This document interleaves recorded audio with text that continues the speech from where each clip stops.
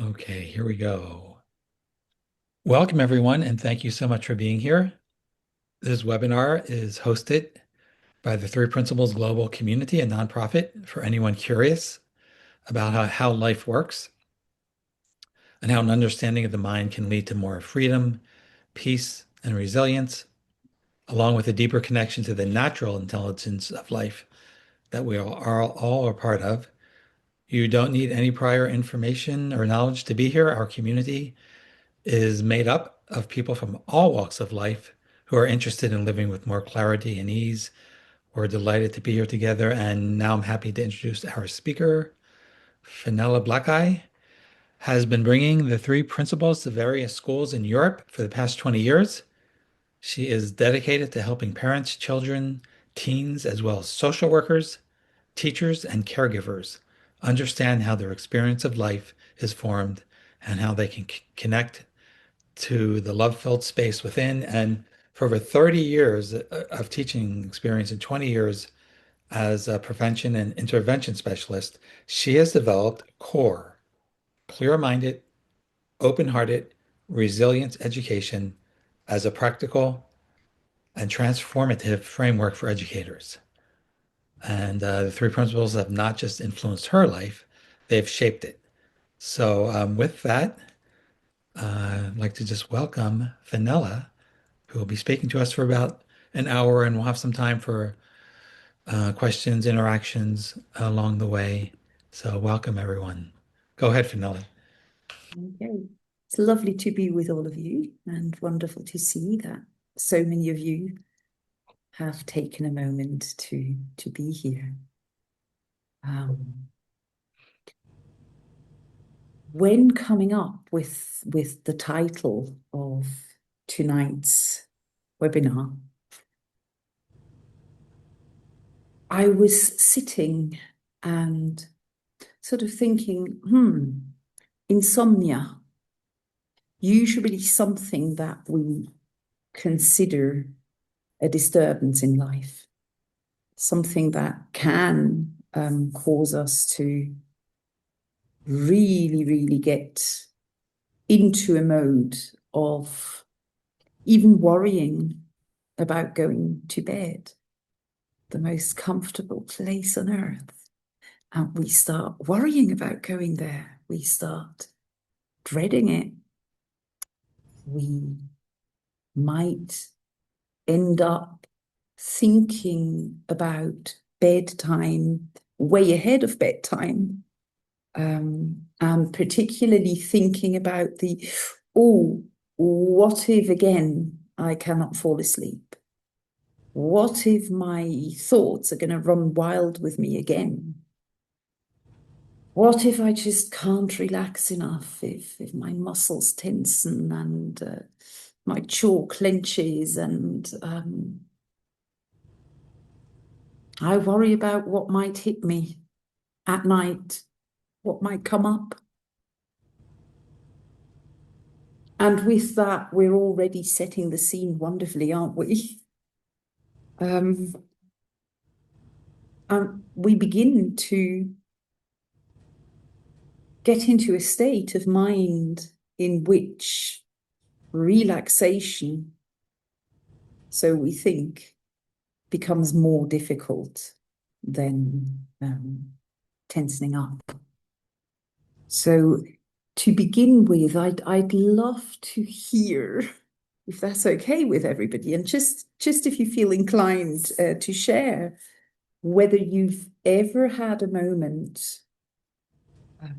where you were lying in bed and maybe you began relaxed, but then something just took over and you ended up lying in bed thinking, oh my God, this is never going to end. I'm just never going to fall asleep. And you might know the moments when you look at your alarm clock and you're like, oh God, only another 5 hours. No, it's only another 3 hours. I'm not going to be I'm not going to be capable of doing my day. And the moment we look at the alarm clock, things kind of worsen, don't they? Because now we're taking that into consideration. and we're counting backwards, and we're trying to force ourselves to fall asleep, which becomes more and more difficult. So I'd be really curious in, hearing if any of you have ever had that experience. But I'm even more curious to hear whether anybody has ever had the contrary, where you're lying in bed and you can't fall asleep, and you say to yourself, how beautiful is that? I get to connect to the deepest version of who I am in absolute peace and tranquility, with nobody disturbing me, just me and my bed, and maybe the silent or non so silent breathing of a partner that might be lying next to you. Um, so I'm even more curious about that, whether you've ever had that moment of surrender. We're like, okay, that's okay. Um, my brain currently is not in the state that I relax. So let me connect to who I truly am. And I'm beginning like that because if anybody feels inclined to share, we will have easier grounds to talk on. And then I would love to share my insights on that as well.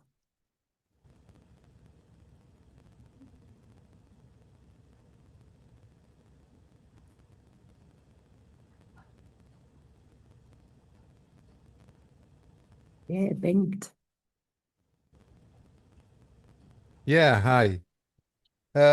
I just found the title so interesting, especially because my wife is actually kind of like having a little bit of insomnia right now. But for me, I think it has been I remember what you described in the beginning, where you had nights where you like the thoughts were racing and it's like, oh, it's like just 6 hours. Oh, now it's 5 hours. Oh my God, now it's 4 hours. But it has been such a long time. I don't know. I can't tell you when it really changed. But now I wouldn't say like you described, like I relax into who I am, but I don't mind usually. I lay awake and it's like it's nice here. It's like, yeah, I can't fall asleep, but it's nice here. So it's like it's not so and I'm because I have young children, like in the last years, I often have had more of the problem. It's like uh, that I was awoken in the middle of the night and the child fell asleep right away, and I was like, okay, now I am awake. But it has, I don't know, it has been a long time since it has been a problem. Just very often, just enjoy it. Sometimes I have the thought for a moment like, you're gonna be tired tomorrow, but it's not. It's pretty good most of the time. So but I can't tell you what changed from I don't know when I remember it years ago when it was like, oh my God, 3 hours, 2 hours, and what it is now. I can't tell you what changed, but something did, apparently. Wow, that's so beautiful to hear. I love that what you just said about it's nice here. It's comfortable, it's enjoyable, right? It's like to me, one of the most enjoyable places you could ever be. It's warm and it's soft and yeah, so so thank you for that. Anybody else who has their own experience, one way or the other, because um, neither way is better. They're both just experiences. or you can get agitated, you can get angry about it, you can stand up and stomp around the flat or the house and get really worked up about it. Or some people get up and start doing the ironing in the middle of the night because they can't relax. So it would be just lovely to hear some of your stories, some of your insights, and to hear where you had moments where a form of wisdom is just taking over. Even if we don't know why or what exactly has changed, like Ben just said a minute ago, it's like, whoa, it's beyond me. I don't really know what's changed. So I've been very interested in hearing a few more of you. I guess it sort of depends on the longevity of the period of insomnia, because if you're kind of locked into multiple days, multiple weeks, so on, the grinding effect of insomnia, it's a really difficult to try and pick positives from. But yeah, I mean, I haven't spent every sleepless night in a state of full catastrophe, but I guess it depends what's expected of you the next day. If you've got a big day, naturally, the anxiety, whether it's subconscious or a conscious level of thinking, yeah, it's a pretty dark time. I mean, if you can live in a house where you can get up and break that pattern, then that's probably the best thing to do. But yeah, I mean, it's a time to be grateful, I guess, if you can run through your gratitudes that you've got a roof over your head, you're in a warm bed, you're secure. You know, there's positives to be taken from actually having a bed and having a house and living somewhere safe to enjoy a quiet night's sleep. So, yeah, there's definitely scope for taking something positive from it. But by and large, insomnia, for people who have suffered insomnia for a long time, and it is a grinder. It is. It is kind of like the people who are suffering from chronic pain, or people who have suffered from tinnitus for years and years and years. So I'm gonna try and sort of describe. So I've had a tinnitus for 30 years, and it's still ongoing. Always, always. It's never not there. And it's a tinnitus that is on about 8 or 9 different sounds. So it's not just one beep, it's like about 9 beeps. And when life is going on, it's quite easy to ignore. What I found most difficult when I first had it was the nights, because everything was silent apart from in my head. And in many ways, a tinnitus not being silent is like thoughts not being silent, or is like the electric mechanism going on in the head, where I don't know how many of you have ever had that feeling of lying in bed and actually you feel you are relaxed and you feel you are not filling your head with thought, but at the same time, you're wide awake. It's like you close your eyes and there's white instead of dark. Can anybody relate to that? And that is very similar to having chronic pain, having looping thoughts that just come knocking on your door over and over again. And why I call insomnia the wisdom whisperer is because it does actually indeed give us the opportunity over and over and over again to choose to relax despite adverse condition. it's something that I talk about often, that every bit of experience that I am creating is my creation. And every bit of circumstance that I think is creating my experience is actually a gentle, loving invitation card to realizing that I am the power that is creating. I am the power that is conscious. I am the power that is connected to the most beautiful feeling we could ever experience. And that is the feeling that we get when we connect to mind, when we connect to that space within that is beyond the tinnitus. It is beyond the lightness in the head. It is beyond the chasing thoughts. Now, I know that sounds really easy. And I know how difficult it can be. Because we all, as human beings, we have a tendency to, when we repetitively experience something, we take the repetition of the past into our present, and we predict the future from what we know of the past. And the question I would love to raise is,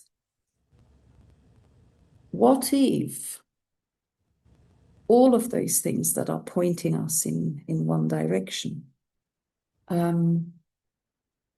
what if they were gently written cards of invitation from the force of love to relax into the knowing that we are held by mind, the knowing that we are already fully 100% home. How could that be a game changer in the middle of such a night, even if it is repetitive, even if we get to sleep an average of 2 hours a night? We're in and out and we wake up regularly. How could that be a game changer? Like, you might fall asleep, but then you might wake up a half an hour later. And rather than getting annoyed by the fact that we're waking up, we experience a form of gratitude that we're still in our bed, in our bodies, in a warm surrounding. And I'm not talking about positive thinking. I'm talking about the experience of, wow.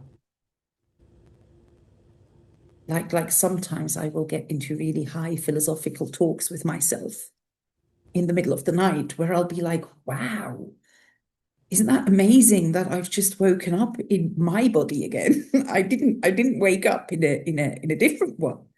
It's not like all of a sudden the force of life behind all of this has made a mistake and brought me into the wrong body, into, I don't know, why didn't I wake up in the Sahara somewhere? I'm waking up in my bed. So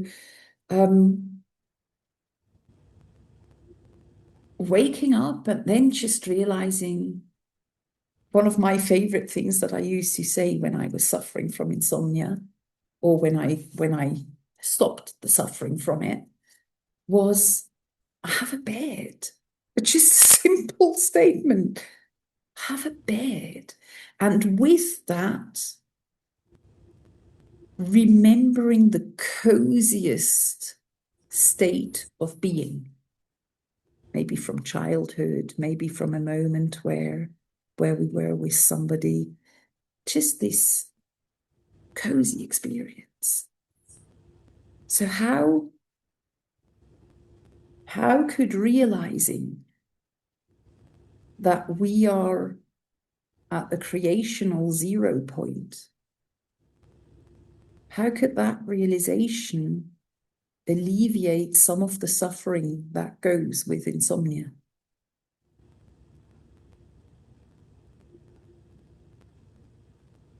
Does anybody have experience from that?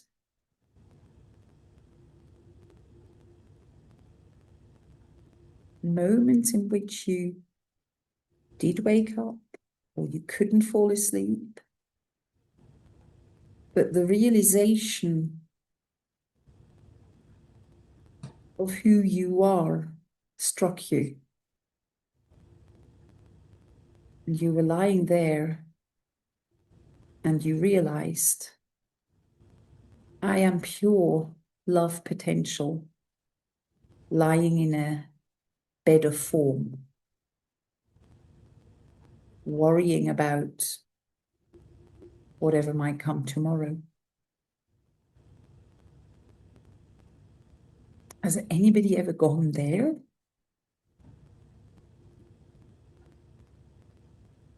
Or any other, pathways that you say,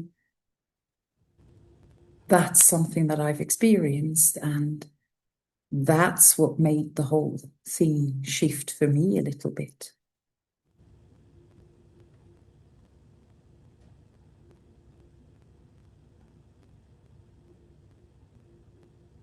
Yeah, Bill.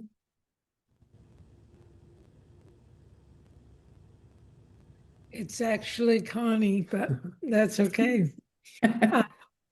Thank you for being here. And my experience, there have been times when I was totally awake when I went to bed, and it didn't ever change. And I was just warmly okay with it totally, whether I had sleep or didn't have sleep. And I didn't. I'd go through the whole night without sleep, but not engaged in thought, not moving away from the experience as it was, just a quietness of mind. That's one thing I've experienced. And did you feel tired the next day? And no tiredness the next day at all. That's what was interesting. She would go 2 or 3 nights without sleeping. But I think, what you're pointing out is how our story about, oh my gosh, 2 hours, I'm going to be tired tomorrow. That's what exhausts us. Yeah, it's interesting. And isn't it just wonderful to see how the whole game changes when we're okay with what we experience? Yeah. It's the being okay part that makes us relax in a way that gives us a quality of being that is almost like sleep, because we're not engaging in the worry, in the stress, in the anxious thinking, which is completely okay. And we're like, okay, so tonight, this might be another night of no sleep. And you know what? Yeah, and again, that okayness, that acceptance that whatever is happening is wisdom unfolding. So there's just no fight. It doesn't require energy to just be with it. And so, yeah, it's interesting. There is a place for sleep and rest and restoration for the body, the physical, and all that. But it's fascinating how we really can go a long time without sleep, without exhausting ourselves. Anyway, Connie and I have both had that experience, so we thought we'd share that. I'll call you later. We're in the middle of a call right now, but I will call. And it's interesting to also see that sometimes we do fall asleep, but we wake up exhausted in the morning. Have you ever had that? Where you sleep, but you wake up as if you hadn't slept. So in my experience, sometimes I don't sleep all night, but I wake fresh and full of energy. And sometimes I do sleep, sometimes as many as 10 hours. And yet I wake up exhausted and tired and So it's an interesting thing, this whole sleep and non-sleep and dreaming or non-dreaming, because sometimes when our brains are overactive and we have a lot of stressful dreaming going on, then that is almost like our thoughts are continuing in dream time, in a way. But I love that. I love that description, Connie, of just being okay, being okay with not being okay, being okay with having pain, being okay with having thought hold us awake, being okay with an over-agitated nervous system. And the more we're okay with it, the more it comes. It's like the snake eating itself. The less we are okay with it, the more we tensen and we dread it, we worry. Well, I wanted to share one thing about that. I just went through quite a serious bout of shingles, and how I see life now is the difficulty is where the gold is. So even though it had its ramifications, what I'm most interested in those, quote, difficult times is what is it here to teach me, and how can it help me move forward with my own evolution. And it's completely changed life for me. There's nothing to resist. There's nothing to push away. It's welcoming it in and seeing the gift within it. And I've learned so much in this experience, especially that I can love whatever is occurring, and I can love the body for it sharing its experience of that, rather than try to fix it, although I will do everything that I can. But the energy is different. Where I put my attention is on the loving rather than the difficulty itself or the supposed defined difficulty. Yeah, how we're relating to the circumstances, not the circumstance, which is what you've been saying all along. It's not the circumstance, it's our relationship to it, and how we all have capacity. And this is what Sid's message, that great part of the message is that it's all just a thought away. I mean, that freedom and that ease and that okayness is only a thought away. And what a difference it makes in our experience of life. Life is the same. It's something that's been touching me very, very deeply over maybe the past month. The realization that we all live in the same world of circumstance. We're creating circumstance for each other by speaking, acting, looking at each other. And to what level circumstance is just very objective. And what I do with it by adding my own thought to the cocktail is what makes my experience. And I realized that on a very, very deep level a few weeks ago, where I just saw how every single one of us is in it very, very innocently. And it's like we've got that bowl of circumstance and we keep tipping in food coloring our thought. And we're kind of like stirring the batter and now it's blue. And then we get annoyed by the fact that it's blue.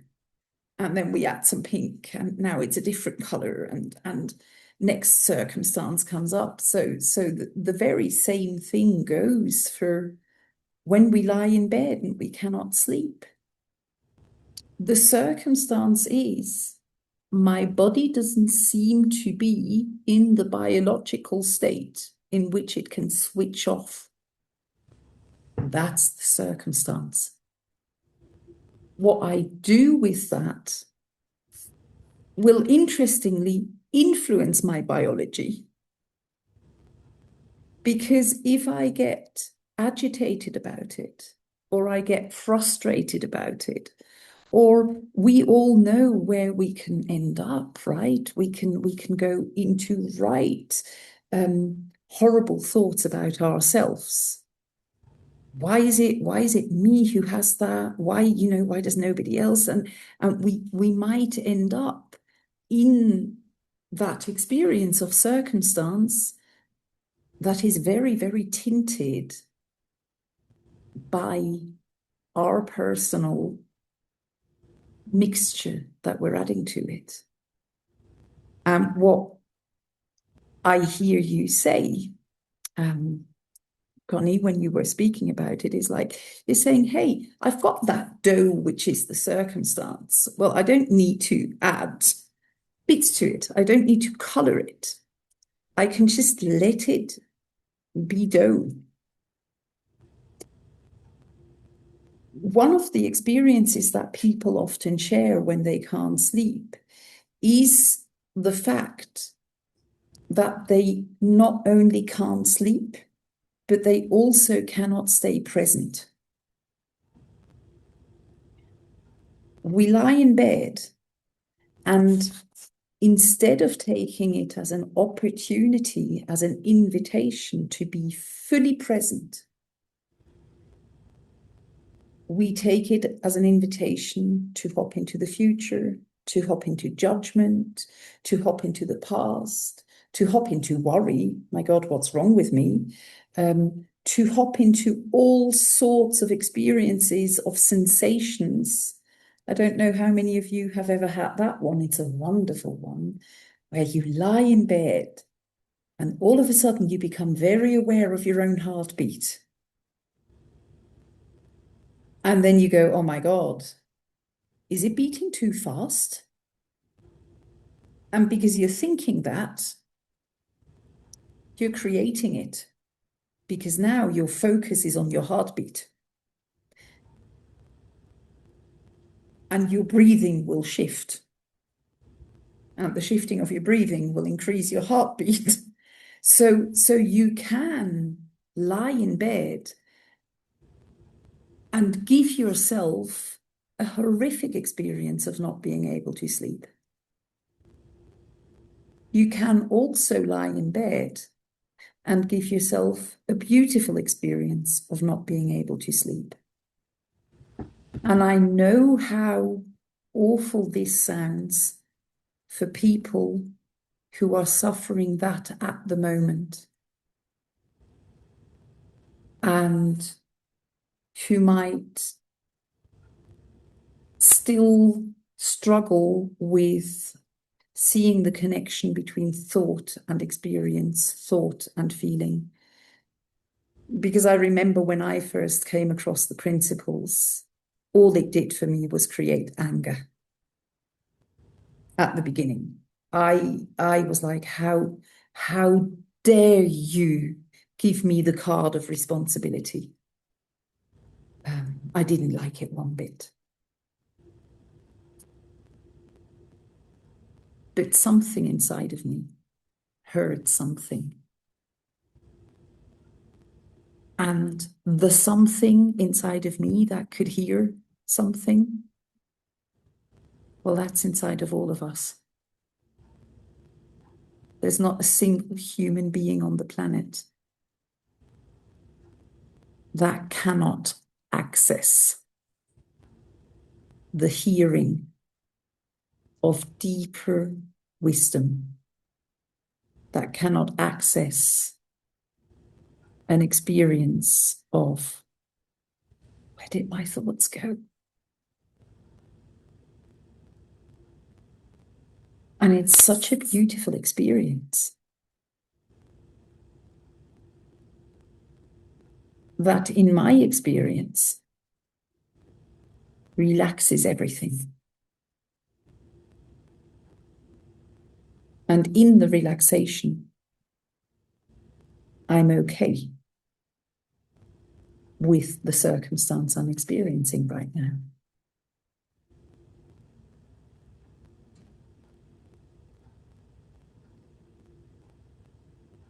Is there anybody else who would like to share their experience of lying awake and Yeah, I'll share, Fenella. We were chatting about this before, and I've just found that that time is such a beautiful, rich time to see the nature of the principles and so much in that. I had a similar experience a couple years ago when I realized that lying in bed is the best place on earth, and I can just enjoy it. And it changed everything for me. And at the same time, you can see, you can have that experience, and then 2 seconds later, you're thinking about something. But if you see it, it's just a great time to see it because there's nothing else to do. And so I've had many insights, and one that I don't know, sometimes it's challenging to get across to people, but I can see when I'm lying awake at night and it's dark and my eyes are closed. That's where I started to see that even what we call the physical world is a thought created experience. Because when I'm lying in bed and it's dark, there's very little of my body that I can actually feel. If I check, there are some sensations, there's a little pressure. There's very little to the body. But yet I'm laying there thinking I have a body and I'm visualizing it. Oh, those are my legs. It's thought. It's just there's sensations, but then the whole idea of having a body is totally thought created, which is very, very profound to feel that. And then while I'm awake going about my business, while I'm in the world, I can see, just things that I'm looking at. It's not that they're not there, but I can see how much more and more is just thought creative.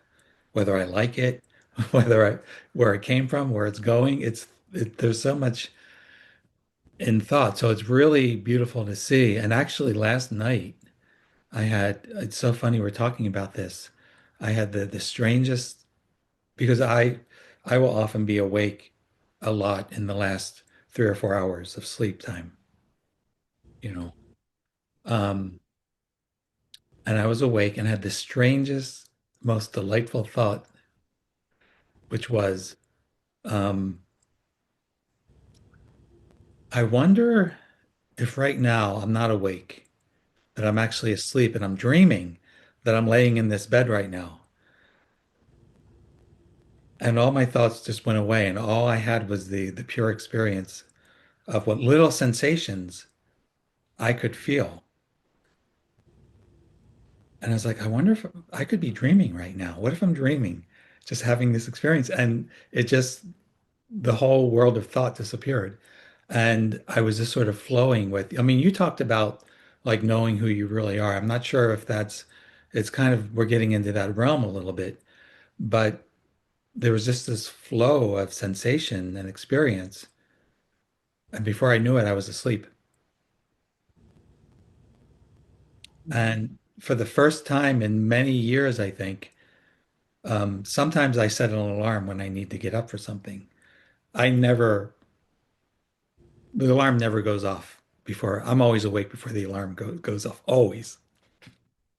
But today I was so deeply asleep, the alarm went off and woke me up. That like never happens. But you know, the thing is, the time is so rich for opportunity to just see the nature of life. And the other insight I had was, well, if I was sleeping, I wouldn't have time to like think about my life and the past and the future and the next day. So I'm off the clock right now. I don't need to be I mean, I still will think a little, but you know, something inside of us is helping us every step of the way. So it's giving me a nudge. Hey, you're off the clock right now. How does that feel? You could be dreaming right now. How does that feel? And it just, I mean, it can be such a beautiful experience to lie awake at night. And so I love this topic. So thank you. Thank you for sharing that. Really beautiful. I like to say we live in a love-made world. I know in the 3P we often say we live in a thought-created world. To me, it's a love-created world. And mind being the essence of life. Whenever I come close to experiencing mind, it's just pure love that is full of 100% willingness of allowing us to use the substance that is life to create form. There is so much love there for us, and we are constantly creating from this love flowing experience of life. And we're constantly creating out of it. Constantly. We're never not creating. We're always creating. And when we start creating in a very flow-like experience, everything slows down. Our bodies slow down. Our breathing slows down and becomes deeper. And that's the gift that we were given. That whenever the creational process just slows down enough, we get to have a glimpse of the love that is connecting all of us. It's the connective tissue between everything. It's who we are. For many clients that I've had that suffered from insomnia, that question of who am I really was a question that really helped them, particularly combined with the realization that I am all three powers in life. I am the love that creates the whole universe. I am the consciousness that gets to experience it. And I am the creator of form. To me, that was a game changer. Lying in bed, just going, oh, okay. Whoa, first of all, sweetheart, you're doing a lot of creation right now. Do you need to create quite as much? Would you be okay with creating just a little bit slower? If not, that's okay. Then that's the experience, and I'll be okay with it. But if yes, well, then that's okay, and I'll have a different experience. And there is not quite as much as falling into the experience of love.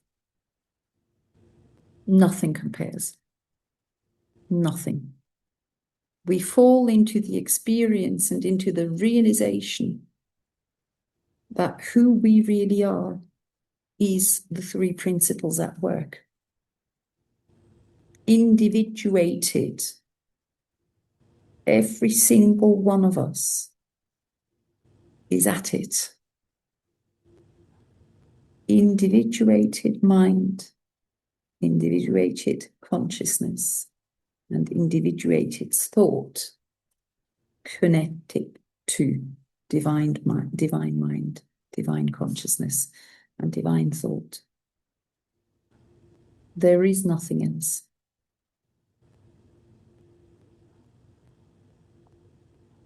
That is who we are.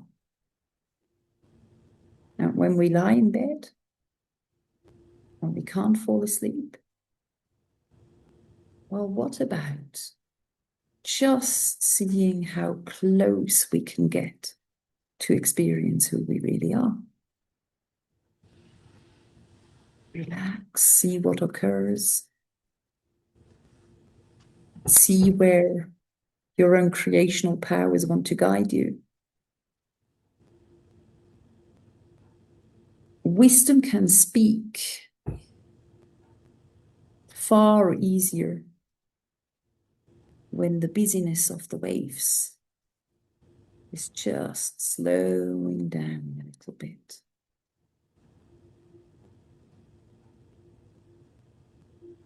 And when we lie in bed, and the aim is not to fall asleep, the aim is to just be. Sleep will come and get us.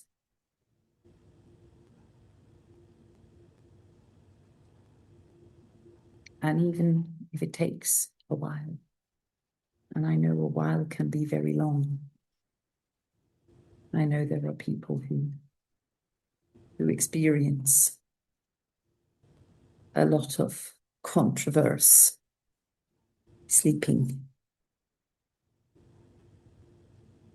And that can be uncomfortable, but we can be okay with being uncomfortable. Now we've got about 10 minutes, and I would just love to, hear what you heard in the time that we've been sharing.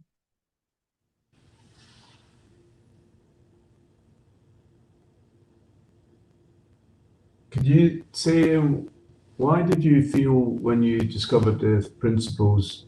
Did you feel, you mentioned the card of responsibility and anger. Is that because you became aware of you being the thinker? Not quite when I first heard.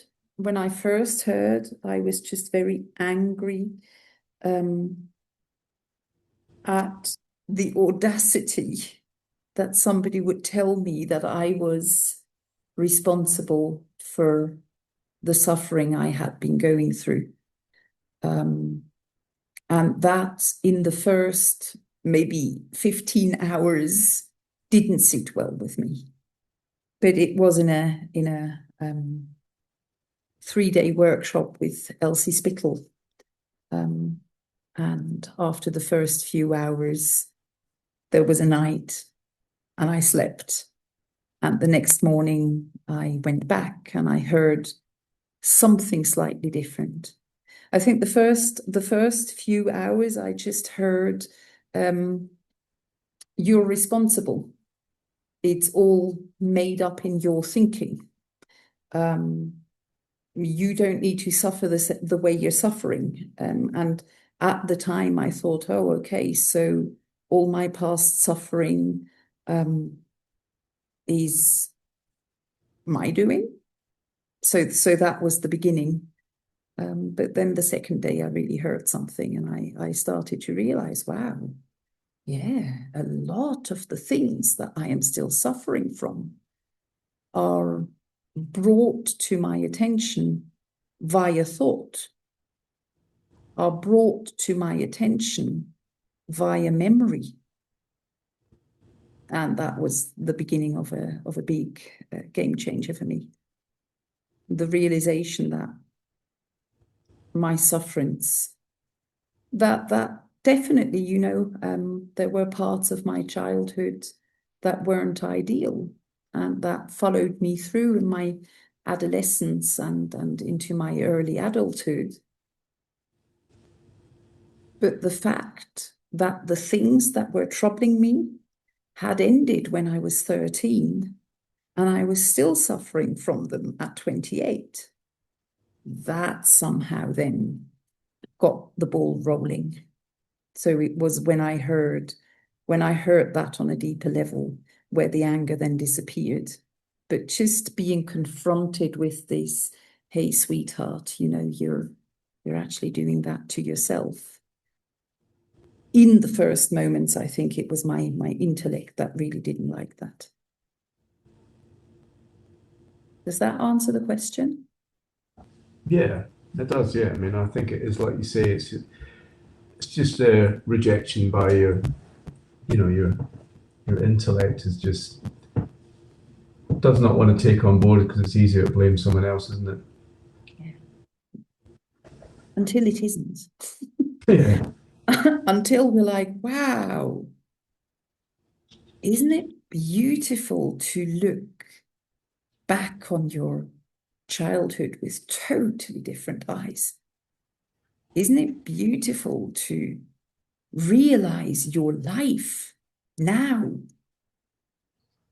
and realize the love potential and the connective potential and the capability that we have to be with each other?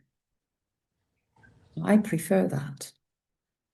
So now that's my preference.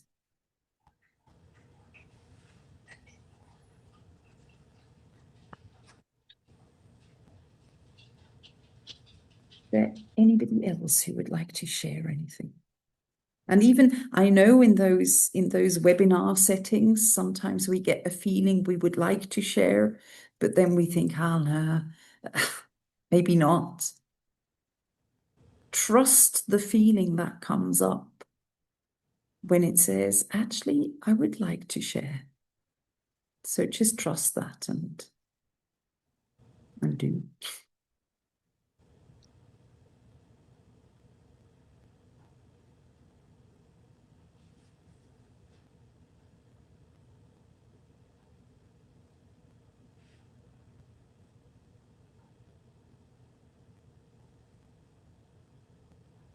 I've seen you nodding a lot, Crystal.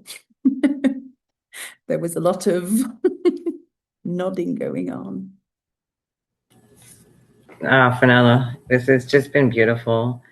And, you know, I, for one, have not, I cannot say ever, but had any issues with sleeping. And, you know, just listening, I hear like exactly what I do when I go to my bed at night. And even sometimes during the day, because some of you who know me know Crystal likes her afternoon naps. But I lay down and I hand it over to mind, honestly. Have a quick conversation, and then that's it. And I can't even put a time frame on how quickly I'm asleep. And so just listening, well, it's beautiful. One, I wanted to get on here because I was curious about insomnia, because I do know people who have suffered with it, whether from chronic pain or whatever. The other thing I wanted to say, which is funny that you call on me, the anger you felt at first, the accountability. There's the things that I like to say, well, it's the games we play. It's the games we play in our thinking. And that one is the blame game. It's so much easier to blame our circumstances, somebody else, whatever it is, than to take accountability and say, oh my gosh, it was me.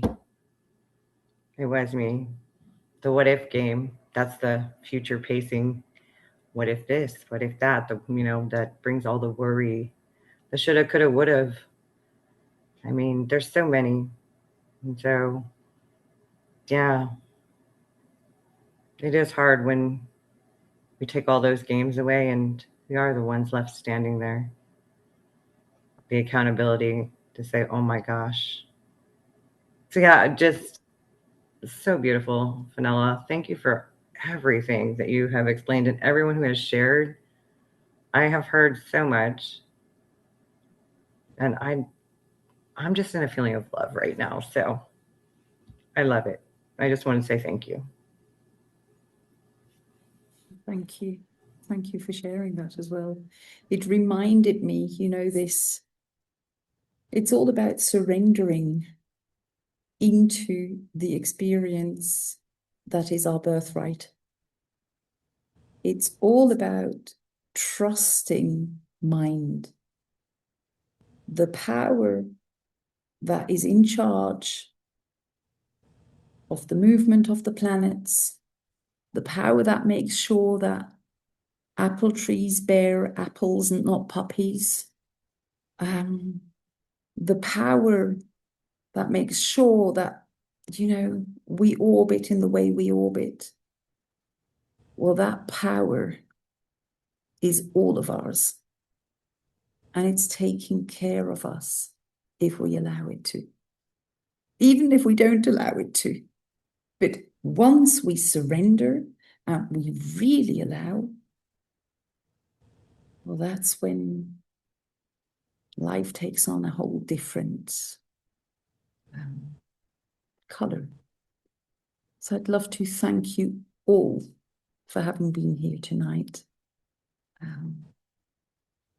And I hope you will all relax into whatever wants to be when you go to bed tonight. Well, thank you so much, Fenella. This was so beautiful. So beautiful. And I just want to make a couple announcements before we wrap up. Let me find them. It's always, when you get into this state that we get into often in some of your normal skills seem to get a little soft, like using your words and finding things because we're in such a nice state. But I do want to say a couple things. First of all, this webinar is from the Three Principles Global Community, and the 3PGC is a nonprofit that's devoted to sharing the simple and profound understanding of the three principles as introduced to Sydney Banks in order to end human suffering around the world.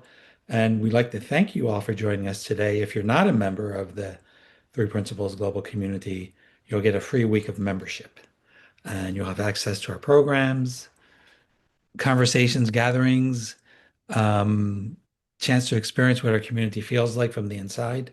And there's no pressure or obligation, just a warm invitation to come and explore. So you will receive an email with your access and next steps. And if you have any questions at all, we're always happy to help you.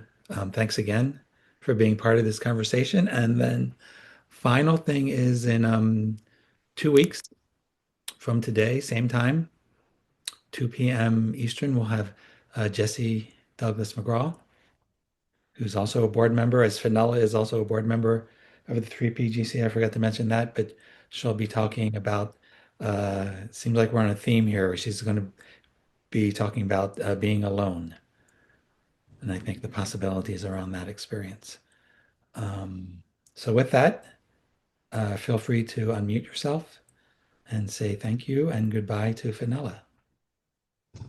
Thank you so Thanks, Fenella. much, and Thank you, goodbye. Thank you. Thank Noah, you. beautiful. Thanks. Bye. Thank you. Bye. All right, take care, everyone. We'll see you next time. Thanks, Fenella. See you again. Thank you. Bye-bye. Helen.